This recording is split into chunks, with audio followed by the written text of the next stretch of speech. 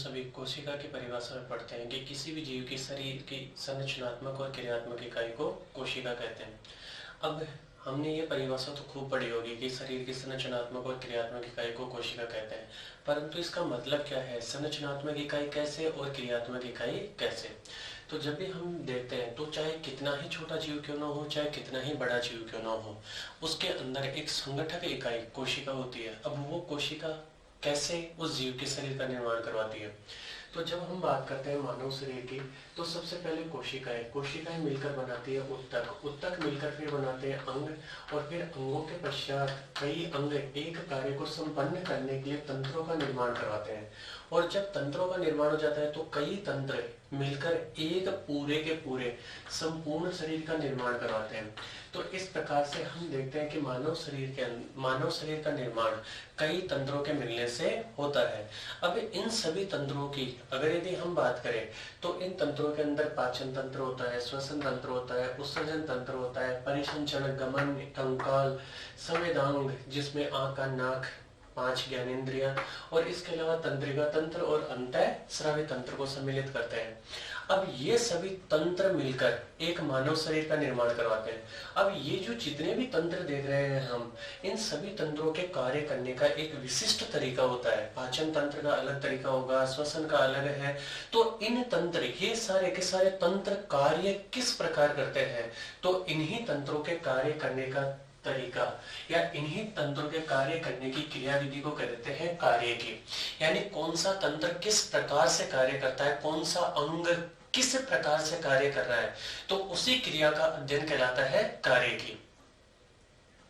तंत्रों की अंदर होने वाली विभिन्न क्रियाओं का अध्ययन करना कार्य की फिजियोलॉजी कहलाता है।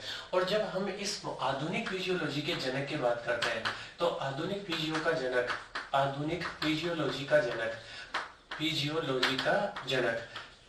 जनक ये माना जाता है क्लॉड बर्नार्ड को। आधुनिक एक्सपेरिमेंटल फिजियोलॉजी का जनक क्लॉड बर्नार्ड को। अब ये जो फिजियोलॉजी है, इस फिजियोलॉजी में हम मानव शरीर के अंदर होने वाले विभिन्न सभी प्रकार के जितने भी तंत्र हैं, उन सभी प्रकार के पाचन, श्वसन, उत्सर्जन, परिसंचरण, गमन एवं कंकाल, संवेदांग और तंत्रिका और अंतःस्रावी तंत्र में होने वाली विभिन्न क्रियाओं का अध्ययन करने वाले हैं। अब इन तंत्रों में से भी अपन प्रथम तंत्र चुनने वाले हैं पाचन तंत्र। अब सबसे पहले पाचन तंत्र पढ़ने से पहले हम ये पढ़ना चाहेंगे कि ये पाचन क्या होता है, क्यों आवश्यकता पड़ी। तो जैसा कि हमारे को मालूम होगा कि हम जिस दिन कार्य अधिक करते हैं उस दिन हमारे को भूख अधिक लगती है। क्यों? क्योंकि जब हम कार्य अधिक कर रहे हैं तो उस कार्य के लिए ऊर्जा की आवश्यकता ज्यादा होती है, और ये जितनी भी ऊर्जा की आवश्यकता होती है, यह ऊर्जा हमारे शरीर को मिलती है भोज्य पदार्थों से। तो यहाँ पर किसी भी जीव के शरीर में उसकी वृद्धि करने के लिए, उसके अंगों में होने वाली मरम्मत के लिए, विभिन्न उपापचय क्रियाओं के लिए, और मान लो कहीं पर चोट लग जाए तो बनने वाले घावों के वापस पुनः भरने के लिए ऊर्जा की आवश्यकता होती है। और ये जितनी भी ऊर्जा होती है, ये सभी ऊर्जा भोज्य पदार्थों के अपघटन से प्राप्त होती है। और इन भोज्य पदार्थों का अपघटन करना ही या इन जटिल भोज्य पदार्थों को सरल भोज्य पदार्थों में बदलना ही पाचन कहलाता है। और उसमें काम में आने वाले तंत्र को पाचन तंत्र कहते हैं। अब क्या हम ये कह सकते हैं कि सभी जीवों के भोजन ग्रहण करने का तरीका एक समान होगा? नहीं। किसी जीव का भोजन ग्रहण करने का तरीका क्या होता है, किसी जीव के भोजन ग्रहण करने का तरीका क्या होता है। तो किसी भी जीव के द्वारा या किसी भी ऑर्गेनिज्म या किसी कोशिका के द्वारा भोजन किस प्रकार से ग्रहण किया जाता है, इसी विधि को कह देते हैं पोषण। यानी किसी जंतु या कोशिका के द्वारा भोजन ग्रहण करने की विधि को पोषण कहते हैं। अब पोषण की परिभाषा क्या हो गई कि किसी भी जीव के द्वारा भोजन ग्रहण करने की या भोज्य पदार्थों के निर्माण की विधि को ही पोषण कहते हैं। अब पोषण के आधार पर यानी कौन सा जीव भोजन का निर्माण किस प्रकार से करवा रहा है, उस पोषण के आधार पर जितने भी जीव जंतु हैं, जितने भी ऑर्गेनिज्म हैं, सभी को दो भागों में विभक्त करते हैं। पहला है स्वयंपोषी और दूसरा है विषमपोषी। अब सबसे पहले हम जानना चाहेंगे कि ये स्वयंपोषी क्या होते हैं। तो जैसा कि नाम में ही देख रहे होंगे, स्वयं, स्वयं का मतलब अपने आप, पोषी का मतलब पोषण प्राप्त करने वाले, और अंग्रेजी में इन्हीं को कहते हैं ऑटोट्रोप्स। ट्रोप्स मीन्स होता है न्यूट्रिशन या पोषण, और ऑटो का मतलब स्वयं, यानी ऐसे जंतु जो अपना भोजन खुद बनाते हैं, किसी दूसरे जीव पर निर्भर नहीं होते, उन्हीं जीवों को स्वयं पोषी कह देते हैं। यानी भोज्य पदार्थों का निर्माण स्वयं करते हैं और अन्य दूसरे जीवों पर निर्भर नहीं होते। अब हम सोच रहे होंगे कि ये जो भोज्य पदार्थ बन रहे हैं, इन भोज्य पदार्थों का निर्माण कैसे होता है। तो सुनिए, अब इन भोज्य पदार्थों के निर्माण के लिए इन जीवों को भी ऊर्जा की आवश्यकता होती है। अब यह ऊर्जा इनको कहां से प्राप्त होती है, तो उसी ऊर्जा के प्राप्त करने के आधार पर इन जीवों को भी दो भागों में विभक्त करते हैं। पहला है रसायन स्वयंपोषी, जिसको कह देते हैं कीमोऑटोट्रोप्स। अब जो भी वातावरण में विभिन्न प्रकार की क्रियाएं होती है, उन विभिन्न प्रकार की क्रियाओं से मुक्त होने वाली ऊर्जा से ही, रासायनिक अभिक्रियाओं से मुक्त होने वाली ऊर्जा से यदि पोषण प्राप्त किया जाता है, तो ऐसे जीवों को कह देते हैं रसायन स्वयंपोषी। अब आप लोग सोच रहे होंगे कि सर ये कौन से वाले होते हैं। तो जैसे गंधक जीवाणु है, लोह जीवाणु है, फास्फोरस जीवाणु। तो उदाहरण के लिए जैसा कि हम प्रकाश संश्लेषण में या स्वयं पोषी जीवन पढ़ते हैं कि जैसे मान लो यहाँ पर ये कोई पदार्थ है H2S। अब ये जो H2S पदार्थ है, ये H2S पदार्थ CO2 से क्रिया करता है, और क्रिया करके यहाँ पर इन जीवों में ये बना लेता है CH2O, और साथ में मुक्त हो जाती है सल्फर। तो यहाँ पर जब ये पदार्थ सल्फर मुक्त कर रहा है, तो ऐसे पदार्थों को या ऐसे जीवाणुओं को ये हम कह देते हैं गंधक जीवाणु। अब यहाँ पर इसको अपचयन के लिए हाइड्रोजन देने वाला पदार्थ एक सल्फर कंटेनिंग यौगिक होता है, जिसको हम हाइड्रोजन सल्फाइड कह देते हैं। तो यहाँ पर इस क्रिया के लिए इन जीवाणुओं को सूर्य के प्रकाश की आवश्यकता नहीं होती, ये अपनी ऊर्जा का उत्पादन रासायनिक अभिक्रियाओं के द्वारा करते हैं। अब दूसरा होता है प्रकाश स्वयंपोषी, फोटो ऑटोट्रोप्स। ये जो ऊर्जा होती है, ये ऊर्जा रासायनिक अभिक्रियाओं के स्थान पर सूर्य के प्रकाश से प्राप्त करते हैं। इसी कारण इनको प्रकाश स्वयंपोषी कह देते हैं। अब ये प्रकाश स्वयंपोषी जीव कौन से होते हैं, तो जितने भी कोशिकाएं, सभी पर्णहरित युक्त कोशिकाएं प्रकाश से स्वयंपोषी होते हैं। अब आप लोग सोच रहे होंगे कि सर यहाँ पर हम ये भी तो कह सकते हैं कि सभी पादप कोशिकाएं प्रकाश संश्लेषी नहीं होती, केवल उन्हीं कोशिकाओं में प्रकाश संश्लेषण होता है जिनमें पर्णहरित या हरित लवक होता है। अब पर्णहरित और हरित लवक, इन दोनों में क्या अंतर होता है, ये पढ़ने वाले हैं हम प्रकाश संश्लेषण वाले अध्याय में। तो यहाँ पर सभी प्रकाश संश्लेषी कोशिकाएं कौन सी वाली होंगी, जिनमें पर्णहरित पाया जाएगा, क्लोरोफिल। ठीक है। अब आप लोग सोच रहे होंगे कि सभी पादप कोशिकाएं क्यों नहीं भाई, जैसे जड़ की अगर यदि कोशिकाओं की बात करें, इसके अलावा तने की कोशिकाओं की बात करें, इसके अलावा शाखाओं की कोशिकाएं जो कि हरी नहीं है, उन कोशिकाओं में प्रकाश संश्लेषण की क्रिया नहीं होती। तो जिन कोशिकाओं में पर्णहरित या हरित लवक उपस्थित होगा, उन्हीं कोशिकाओं में प्रकाश संश्लेषण की क्रिया होगी। तो स्वयंपोषी जीवों को हम उनमें पोषण के आधार पर दो भागों में विभक्त करते हैं, एक तो रसायन संश्लेषी और दूसरा प्रकाश संश्लेषी। अब दूसरे जो जीव है वो जीव होते हैं विषमपोषी, विषम हेटेरोट्रोप्स, यानी जो पोषण के लिए किसी अन्य दूसरे जीव पर निर्भर करते हैं, चाहे वो पादप हो चाहे कोई दूसरा जंतु हो। तो ये अगर यदि किसी दूसरे जीव पर निर्भर करते हैं तो उन्हें कहते हैं विषमपोषी। अब इन विषमपोषियों की बात करें तो इनमें भी पोषण लेने का तरीका क्या हो सकता है, अलग अलग। अब इनमें पोषण लेने का तरीका क्या क्या हो सकता है, तो इनको पोषण के आधार पर पहले कह सकते हैं मृत जीवी। अब मृत जीवी कौन से होते हैं, सुनिए। जैसे मान लो यहाँ पर हम एग्जाम्पल की बात करें, कवक ले सकते हैं, इसके अलावा जैसे केचुआ। तो जितने भी सड़ते गलते हुए कार्बनिक पदार्थ होते हैं, जैसे गोबर की खाद है, सड़ी गली पत्तियां हैं, इनसे जो पोषक पदार्थ प्राप्त करते हैं उन्हें कह देते हैं मृत जीवी। जैसे उदाहरण के लिए हम बात करें, हम केचुए की अगर यदि बात करते हैं तो जो केचुआ होता है वो केचुआ सड़े गले पदार्थों यानी अपरद का अपघटन करता है। तो ऐसे जीवों को हम कह देते हैं मृत जीवी। और इसी प्रकार के कौन पाए जाते हैं? कवक। कवकों की जब हम बात करते हैं तो किसी भी पदार्थ पर जब कवक होते हैं, तो ये मान लो जैसे कोई कवक जाल है, ये कवक जाल एंजाइमों का स्राव करता है और वो एंजाइम उस भोज्य पदार्थ का पाचन करवा देंगे। और भोज्य पदार्थ का पाचन होने के बाद में ये कवक सतह के द्वारा पाचित पदार्थों का अवशोषण कर लेंगे।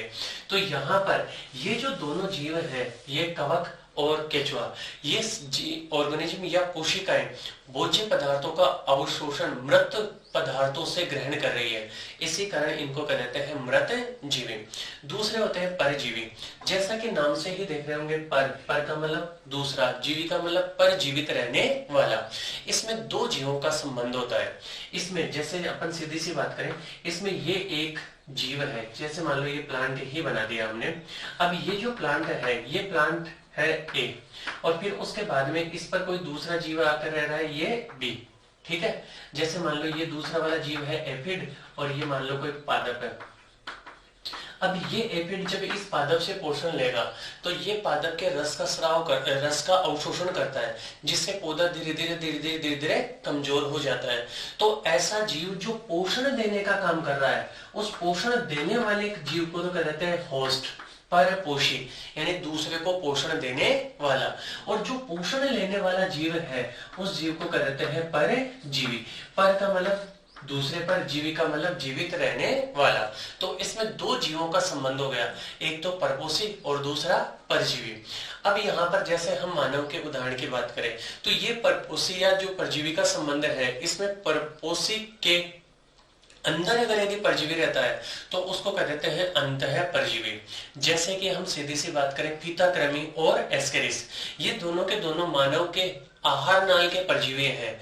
अब मानव के आहार नाल के अंदर यानी शरीर के आंतरिक भागों में पाए जाते हैं, इसी कारण इनको अंतः परजीवी कह देते हैं। और अगर यदि जीव की बाहरी सतह पर पाए जाते हैं तो इनको बाह्य परजीवी कहते हैं। जैसे कि जीवों के शरीर की सतह पर पाई जाने वाली जूं, जो कि उस जीव के शरीर से रक्त का चूषण करती है और बदले में उसको कई त्वचीय बीमारियां उपलब्ध करवाती है। तो इस प्रकार के जीवों को कह देते हैं परजीवी। तीसरा जो पोषण का प्रकार है, उसको कह देते हैं जंतु समभोजी, होलोजोइक न्यूट्रिशन। अब ये होलोजोइक न्यूट्रिशन क्या होता है? इस प्रकार के पोषण में कोई भी जीव भोजन ग्रहण करता है, ग्रहण करने के बाद में उस भोजन का पाचन होता है, पाचन के बाद में अवशोषण, अवशोषण के बाद में बाकी बचे हुए जो बिना काम के पदार्थ है, उन पदार्थों को शरीर से बाहर अवक्षेपित या जिसको बहिक्षेपण कहते हैं, शरीर से बाहर मुक्त करने की क्रिया होती है, उनको जंतु समभोजी कहते हैं। अब ये जो जंतु समभोजी है, ये जंतु समभोजी यदि पादपों से अपना भोजन ग्रहण कर रहे हैं तो इनको कह देते हैं शाकाहारी, और अगर यदि किसी जंतु से अपना भोजन ग्रहण कर रहे हैं तो इनको मांसाहारी कहते हैं। और पादप और जंतु दोनों से ही अपना पोषण ले रहे हैं तो ऐसे जंतुओं को सर्वाहारी कहते हैं। तो इस प्रकार से विषम पोषी पोषण को तीन भागों में विभक्त किया गया है, जिनमें पहला है मृतजीवी, दूसरा है परजीवी और तीसरा जंतु समभोजी। अब हम बात करते हैं कि जंतु पोषण जो ले रहा है वो पोषण में क्या क्या चीजें होती है, यानी पोषक पदार्थों के घटक, यानी क्या कौन कौन सी चीजों को कोशिकाएं अपनी उपापचय क्रियाओं के लिए, जंतु अपने विभिन्न क्रियाओं की पूर्ति के लिए बाह्य वातावरण से ग्रहण करता है, तो उसी को हम कहने वाले हैं पोषक पदार्थों के घटक। हम पढ़ रहे पाचन और अवशोषण। जैसा कि हम जानते हैं कि प्रत्येक जीव को कार्य करने के लिए या फिर उसमें होने वाली विभिन्न उपापचय क्रियाओं के लिए अंगों में या किसी कोशिका में या किसी ऊतक में होने वाली क्षति की पूर्ति के लिए ऊर्जा की आवश्यकता होती है, और ये ऊर्जा उन जीवों को भोजन से प्राप्त होती है। और ये जो भोजन होता है, इस भोजन की अगर यदि हम बात करें तो इसी भोजन को ग्रहण करने के तरीके को हमने पोषण कहा है। अब ये जो भोजन है, इस भोजन में कौन कौन से कंपोनेंट होते हैं उनको भोजन के घटक कहते हैं। यानी भोजन में कौन कौन सी चीजें पाई जाती है, कौन कौन सी चीजों को हम ग्रहण करते हैं, जैसे तेल है, दालें है, मांस, मटर, इसके अलावा वेजिटेबल्स है, ये सारे के सारे भोजन के घटक होते हैं। तो इन वह भोजन जिसमें शरीर के लिए आवश्यक सभी पदार्थ एक निश्चित मात्रा में, एक निश्चित अनुपात में होते हैं, उसी भोजन को संतुलित भोजन या बैलेंस्ड डाइट कह देते हैं। तो अब ये बैलेंस्ड डाइट क्या होती है, शरीर के वह भोजन जिसमें शरीर के लिए आवश्यक सभी पदार्थ एक निश्चित अनुपात में, एक निश्चित मात्रा में पाए जाते हैं, उसे बैलेंस्ड डाइट कह देते हैं। अगर यदि इन पदार्थों की मात्रा उस निश्चित अनुपात से, जैसे मान लो एक सामान्य व्यक्ति को 2800 किलो कैलोरी ऊर्जा की प्रतिदिन आवश्यकता होती है, अब अगर यदि मान लो उस भोजन से ऊर्जा की मात्रा ज्यादा मिल रही है, उस भोजन से ऊर्जा की मात्रा कम मिल रही है, तो ऐसे भोजन को असंतुलित भोजन कहते हैं। ऐसे भोजन को असंतुलित भोजन कहते हैं। अगर यदि उससे ऊर्जा कम मुक्त हो रही है तो इसको मेल न्यूट्रिशन, और अगर यदि ऊर्जा ज्यादा मुक्त हो रही है तो उसे ओवर न्यूट्रिशन कहते हैं। तो वह भोजन जिसमें शरीर के लिए आवश्यक सभी पदार्थ एक निश्चित मात्रा में, निश्चित अनुपात में उपस्थित हो, उसे संतुलित भोजन कहते हैं। अब इन पदार्थों में भी इनकी सभी घटकों की मात्रा एक निश्चित अनुपात में होनी चाहिए। ऐसा नहीं हो कि कोई घटक, एक घटक ज्यादा हो, दूसरा घटक कम हो, तो उस भोजन को भी असंतुलित भोजन कहते हैं। अब हमारे भोजन में कौन कौन से घटक उपस्थित होते हैं, तो भोजन में जो पहला घटक होता है, वो पहला घटक होता है कार्बोहाइड्रेट। अब कार्बोहाइड्रेट क्या होते हैं, जैसा कि नाम से देख रहे होंगे, कार्बन के हाइड्रेट, यानी जिन यौगिकों में कार्बन और कार्बन के साथ में H2O, ऐसा कहा जाता है, H2O जुड़ने से जो बनने वाले यौगिक है, उन्हीं यौगिकों को कार्बोहाइड्रेट कहते हैं।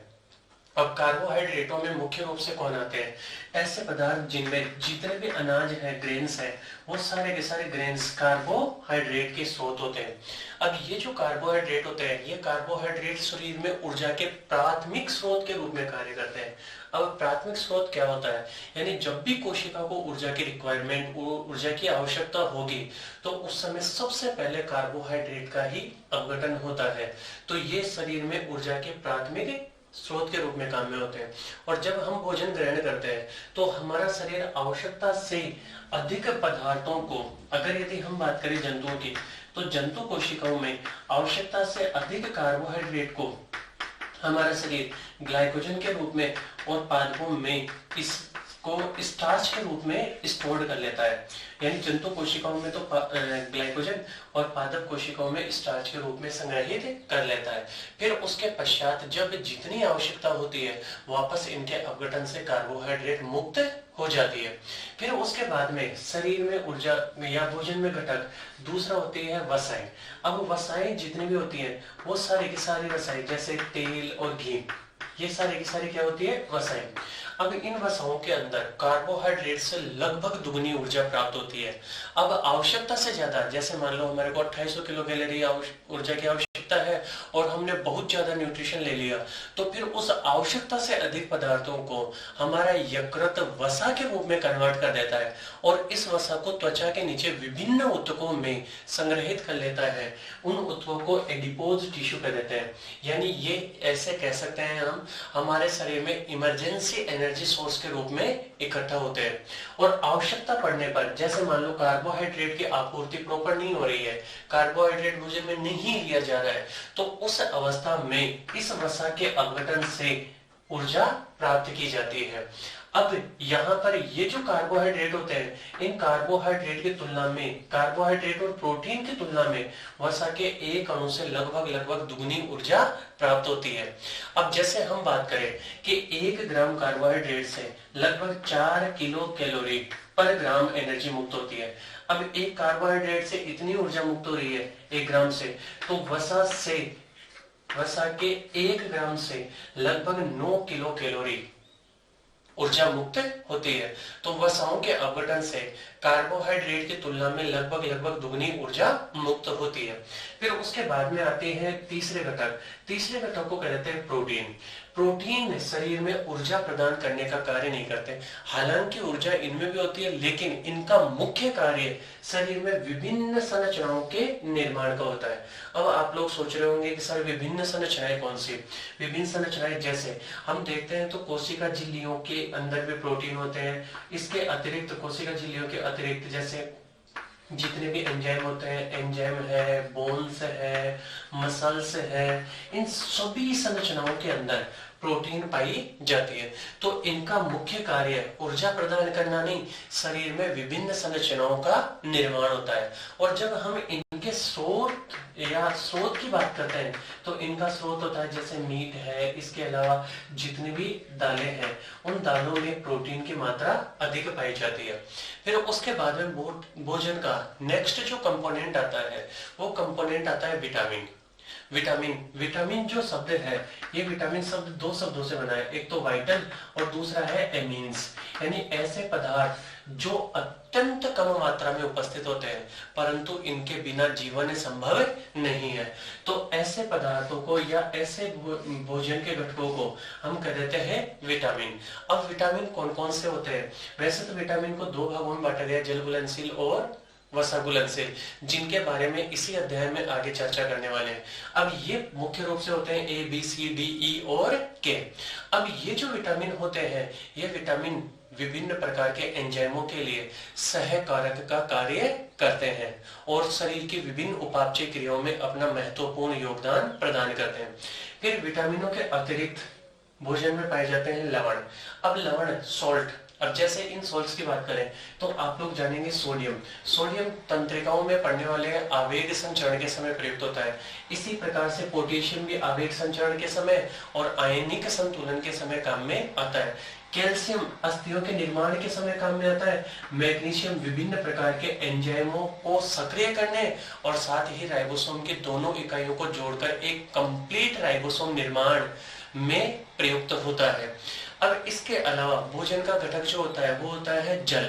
अब ये जो जल होता है, ये जल से कभी भी शरीर की कोशिकाओं को ऊर्जा प्राप्त नहीं होती या जल ऊर्जा प्रदान नहीं करता, परंतु हमारे को मालूम है प्रत्येक कोशिका में लगभग 60 से 80% सामान्यतः है 60 से 80% जल पाया जाता है।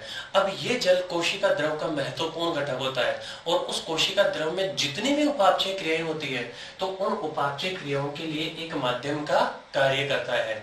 तो हमने पढ़े हैं भोजन के विभिन्न घटक। अब इन घटकों में से ऊर्जा का उत्पादन कैसे कैसे होता है? तो जब भी ऊर्जा की आवश्यकता होती है तो हमारा शरीर सबसे पहले उपभोग करता है कार्बोहाइड्रेट का, फिर कार्बोहाइड्रेट के बाद में उपभोग का नंबर आता है वसा का, और जब कार्बोहाइड्रेट और वसा दोनों ही अनुपस्थित हो तत्पश्चात अपघटन होता है प्रोटीन का। तो कार्बोहाइड्रेट ऊर्जा के प्राथमिक स्रोत और वसाएं ऊर्जा के द्वितीयक स्रोत के रूप में कार्य करती है। अब हमारे पास में समस्या ये आती है कि हम ये चैप्टर पढ़ रहे हैं पाचन और अवशोषण। तो आप लोगों ने देखा होगा कि जब भी हम भोजन ग्रहण करते हैं तो भोजन को जैसे हाथ लगा ले, उसको छू ले, तो उससे हमारे शरीर को ऊर्जा प्राप्त नहीं होती। लेकिन जब हम उसको खाते हैं, दांतों के द्वारा चबाते हैं, फिर पाचन तंत्र में जाता है, फिर उसके पश्चात ऊर्जा प्राप्त होती है। तो ऐसा क्यों?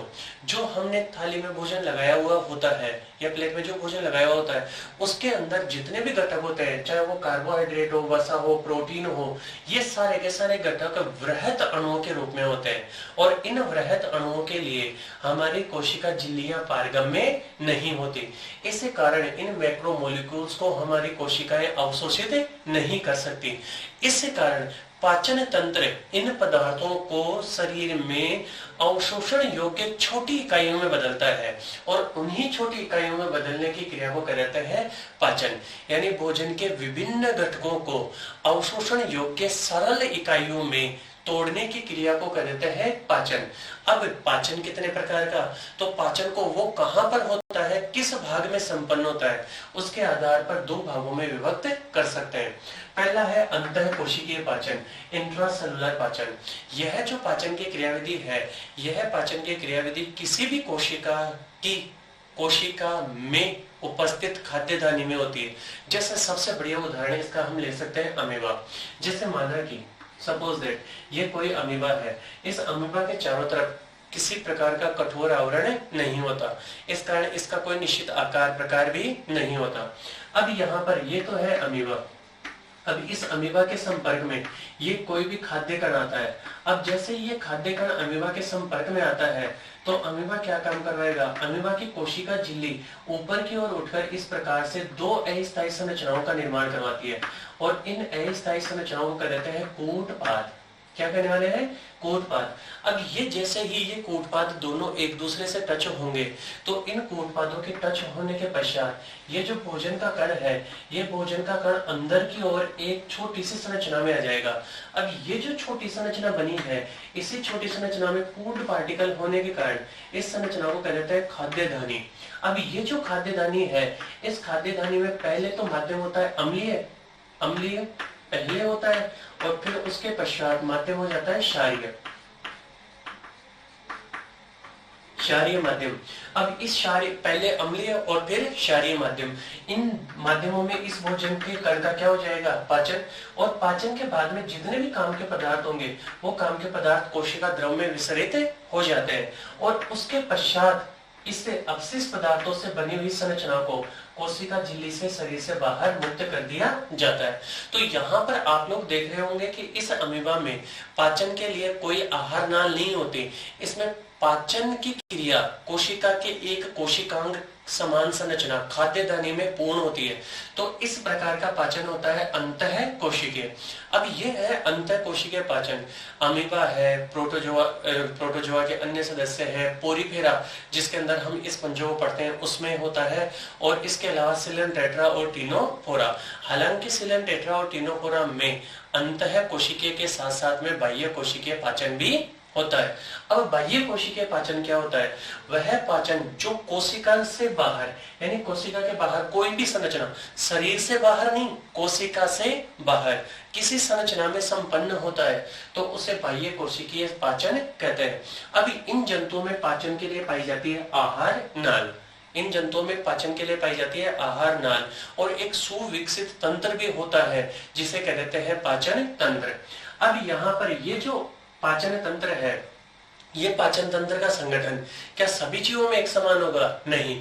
हर एक जीव में, जैसे हम बात करें एनिलिडा में अलग तंत्र होगा, आर्थ्रोपोडा में अलग सिस्टम होगा, मोलस्का, इकाइनोडर्मेटा, इस प्रकार से जितने भी जीव समूह है, संघ है, उन सभी संघों में पाचन तंत्र अलग अलग प्रकार का पाया जाता है। अब हम इस अध्याय में पढ़ने वाले हैं मानव पाचन तंत्र। मानव पाचन तंत्र में कौन कौन से घटक होते हैं, कौन कौन से सहायक ग्रंथियां होती है और पाचन की क्रिया और अवशोषण की क्रियाविधि किस प्रकार से संपन्न होती है।